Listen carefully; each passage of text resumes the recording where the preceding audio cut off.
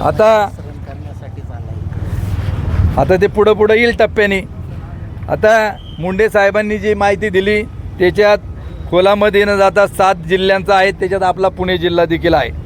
परंतु सर्वात वाईट एका घटनेचं वाटतं की राजाभाऊंनी उल्लेख केला की मंचरचा उल्लेख प्रामुख्याने त्याच्यामध्ये होतं आहे। मी म्हणतो मंचर असू, अवसरी असू, नाही तर आमचं नागापूर असू, सगळ्यात मोठी बदनामी हा तालुका मी सांगितलं की देवभूमी म्हणून भीमाशंकरची ही भूमी आणि या भूमीचं ज्यावेळी बदनामी होती याचे चांगले वाईट परिणाम आपल्याला सगळ्यांना भोगावे त्या ठिकाणी लागतील।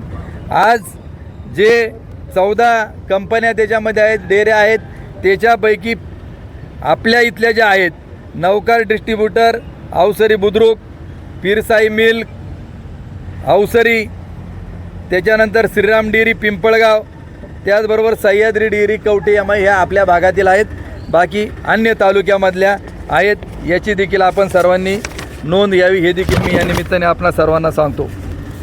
माझं आता म्हणणं आहे की या संदर्भामध्ये आपल्याला काही गोष्टी मी मुद्द्यावरती आपणा सर्वांना सांगू इच्छितो की हा जो खेळ आहे की हा नागरिकांच्या जीवाशी खेळ आहेत। लहान मुलांपासून मोठ्यांपासून याच्यातून आपल्याला सर्व मुक्त आपल्याला सर्वांना करायचे।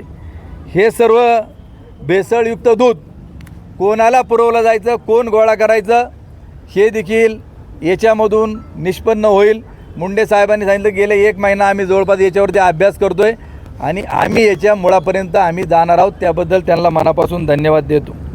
मग भेसळयुक्त दूध असूनही तुम्ही का ते स्वीकारत होता? मोठाले दूध संस्थांवाले, प्लॅन्टवाले, हा एक आपला सर्वात मोठा सवाल आहे। गाव पातळीवर ज्यावेळी आपण दूध घेत असतो त्यावेळी जो टेस्टर असतो तो त्याचा लॅक्टो पाहतो, त्याचबरोबर त्याचं फॅट मशीनमध्ये पाहिलं जातं आणि आंबूस आहे का नाही हे ते दुधामध्ये त्या ठिकाणी दूध तोंडामध्ये टाकून तो त्याची टेस्ट घेतो। मग ही यंत्रणा तुमच्याकडे नाही का हा देखील आमचा त्यांना सवाल आहे। त्याचबरोबर आपला जो परिसर आहे, सुरेश भाऊंनी उल्लेख केला की जुन्नर, आंबेगाव आणि शिरूर हे कॅन्सरचं मोठं हब म्हणून या ठिकाणी पाहिलं जातं।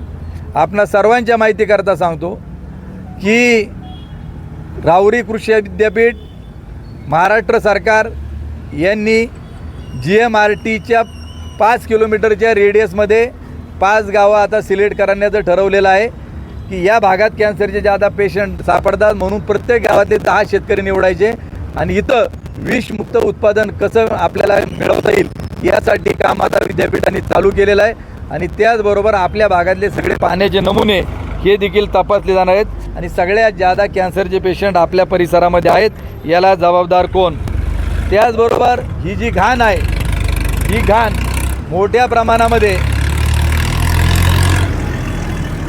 कॅनॉलमध्ये, उजव्या कॅनॉलमध्ये सोडली जाते आणि अवसरीची देखील लोक आहेत खाड्या भागामधली सगळे आहेत की अनेक गावातील विहिरींचं पाणी हे दूषित झालेलं आहे, त्याच्यामध्ये तवंग येत असतो। पाणी भरायला शेतकरी जातो त्यावेळी त्याला खार सुटली जाते। मग ह्या कॅनॉलच्या पाण्यामध्ये भेसळ कोण सोडतं? त्याचबरोबर कालची देखील अवसरी बुद्रुकची घटना, अजितराव चव्हाण इथं आहेत किंवा मीडियाने देखील काल दाखवलं, यांनी संदीपराव उतरडेंनी जाऊन तिथं लोकांच्या मुलाखती घेतल्या की असे फेस मोठमोठ्या प्रमाणामध्ये तिथं उडत होते, कारण या कारवाईला घाबरून काहींना काल होत असलेल्या पावसामध्ये ते मिश्रण त्याच्यामध्ये सोडून दिलं। त्याचबरोबर की गेले 4 दिवस ही जी कारवाई चालू आहे तर 4 दिवसापूर्वी या मोठमोठ्या प्लॅन्टला किती दूध येत होतं 5 तारखेपर्यंत, आज तारीख आहे 7, उद्या 8, की गेल्या 3-4 दिवसामध्ये एकूण दूध संकलनामध्ये घट किती प्रमाणामध्ये झाली? आपण जर विचार या तालुक्याचा जर केला, आपण ऐकतोय की आंबेगाव तालुका हा राज्यात सगळ्यात जादा 13 लाख 14 लाख लिटर दूध इथं गोळा होतं। आमचं म्हणणं आहे की आता त्यांची यंत्रणा आहे तर त्या यंत्रणेमार्फत या तालुक्यामध्ये एकूण किती संकलन होतं याची आकडेवारी जे या तालुक्याचे लोकप्रतिनिधी आमदार म्हणून त्यांनी सांगितलं, त्यांना आमचा सवाल आहे का तुम्ही या तालुक्यातलं ह्या कारवाईनंतरचं एकूण दूध संकलन किती आहे हे देखील त्यांनी जाहीर केलं पाहिजे की कारवाईनंतर किती घट झाली। याचं मुख्य कारण की काल एका आपल्या योगेश कुटेंचं मी ऐकलं लेट्सअपमध्ये, त्यांनी सांगितलं की राज्यामध्ये 2 कोटी लिटर संकलन होत होतं, त्याच्यामध्ये जवळपास 25 ते 30 लाख लिटरची घट झाली.